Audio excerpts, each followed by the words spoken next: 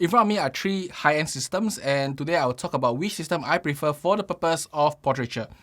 I'm Richard, welcome to Zappy Productions, and before we start, let's take a look at some images that I have shot with this 3 system itself.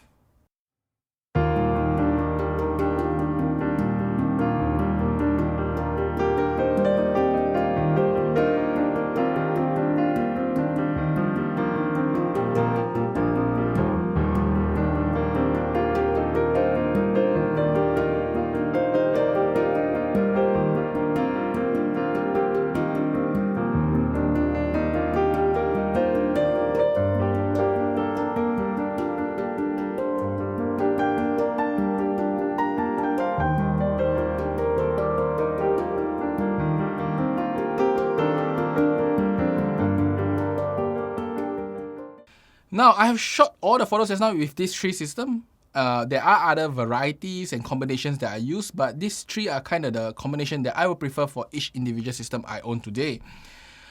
And that being said, I do buy and sell lenses or loan lenses and, get it from my retailers at times. So I do have exposure to quite a bit combinations of it, and I do purchase what I prefer.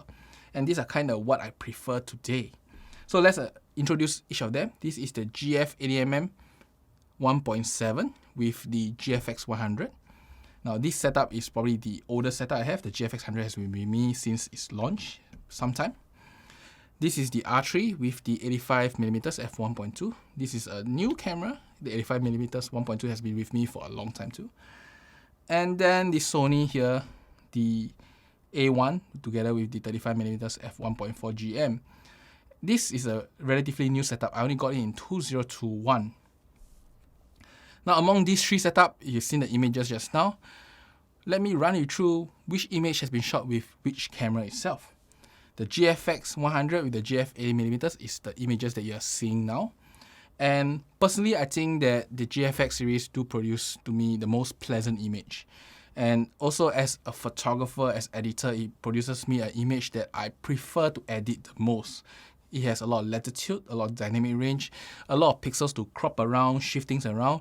And most importantly, after you edit all those things, when you compress down, sharpen it up, it does produce you one of the nicest contrast pop image you can get out of all combinations here. That's for me when I do my editing. Next, this is the R3 with the 85mm f1.2 combination. These are the shots taken with it. I do enjoy this setup. It is very reliable, it's very fast. It produces you an image that you cannot get with other lenses because it's a 1.2. And it gives a very nice wide, relatively wide angle still for 85mm, yet it gives you this very nice popish effect that you usually only get it with like maybe longer lenses. So the image quality is relatively unique with the 85mm 1.2. And the R3 is just a fantastic camera to use in field. It is so versatile, so fast, so quick. Now next is the Sony 35mm f1.4 with the Sony A1. And I would say as this is the lightest combination, and in the field it has the least fatigue, very maneuverable, very nice to use. And the 35mm here is probably the best 35mm I have ever used. The GFX 45mm, which is like 35mm equivalent, has a very nice image quality, but this is a 1.4, and when I stop it down, I still can get very similar results. And it's so much lighter, so much smaller. Just a little bit more costly, but it's not like super costly either. Sony did a very good price-weight combination on the GM 35mm 1.4. The Sony A1, to me, the biggest issue is that it has no portrait flip-out screen. And if you have seen my videos, I don't quite like its autofocus system for the purpose of portraiture, especially if you get really close with shallow lenses like f2. You can get very weird AF results. And because I do a lot of collaboration for the purpose like cosplay or conceptual shoots where the hairs are long, it tends to get focused onto the hairs and stuff. So pretty much you have seen the images taken with each camera. So which setup do I prefer? Now when it comes to image, I always prefer the GFX.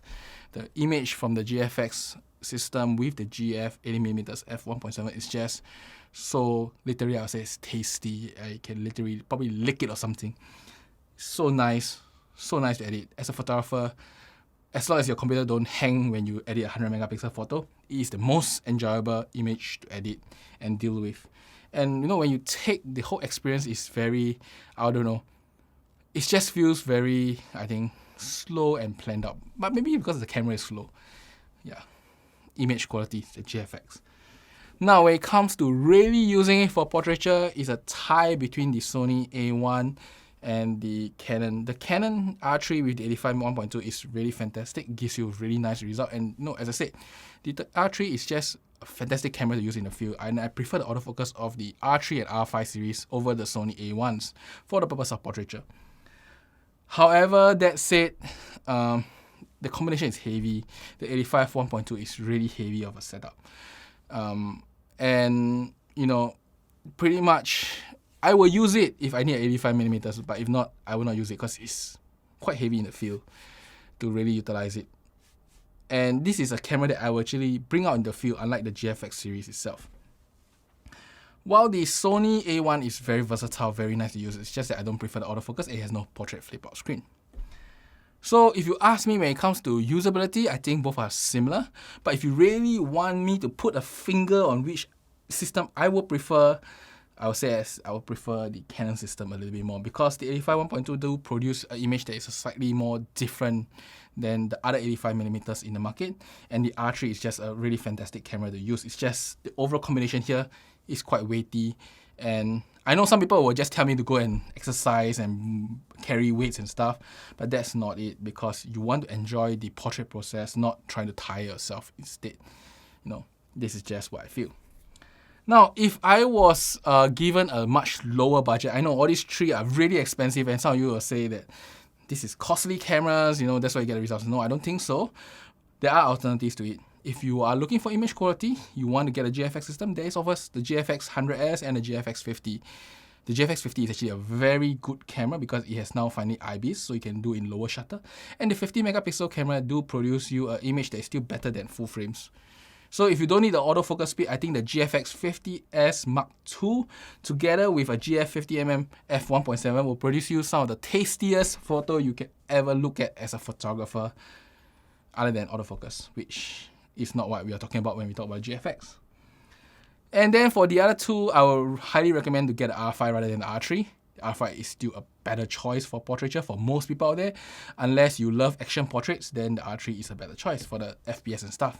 Or if you do hybrid, you do videos, then the R3 is better. But the 85 1.2, I don't think there is an alternative because I just like the magical quality of it. If you're not going for the magical quality, then you won't be talking about 85 1.2. Well, for the Sony system, I would say as the A7 IV now is probably the best choice for me. It has the portrait flip-out screen, and overall image quality is still good. The autofocus is relatively reliable.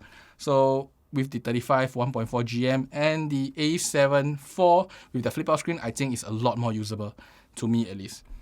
And for the Sony system, there are other lenses such as the 135mm f1.8 GM, which is a fantastic portrait lens.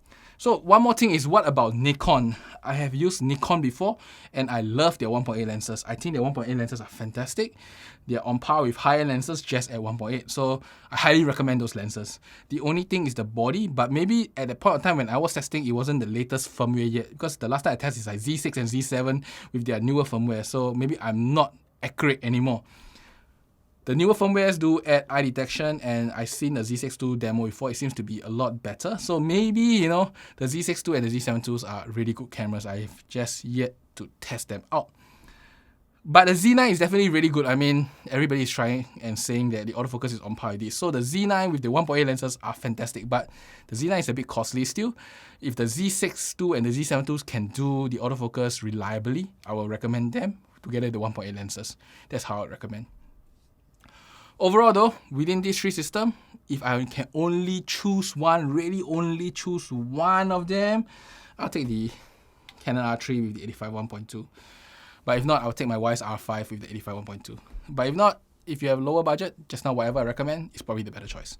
And that's about it for today. I hope you enjoyed this short little video with images from these three systems, and I will see you next time. Bye bye.